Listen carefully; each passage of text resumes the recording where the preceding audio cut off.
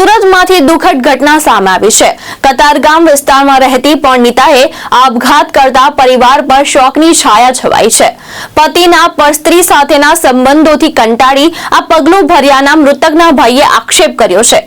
પોલીસે પતિની ધરપકડ કરીને વધુ તપાસ શરૂ કરી છે।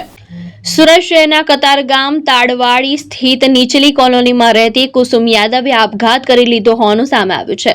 1.5 વર્ષ અગાઉ તેના લગ્ન જીતેન્દ્ર યાદવ સાથે થયા હતા। બંને કતારગામ વિસ્તારમાં ડાયમંડ કારખાનામાં કામ કરતા હતા।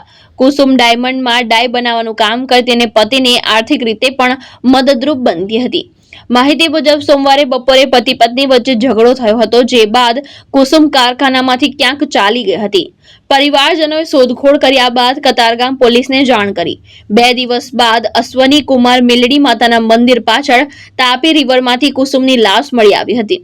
મૃતકના ભાઈએ આક્ષેપ કર્યો છે કે પતિના અન્ય સ્ત્રી સાથે અનૈતિક સંબંધો હતા, જેના કારણે ઘરમાં વારંવાર ઝઘડા થતા અને તેનાથી કંટાળી કુસુમે આ પગલું ભર્યું હતું।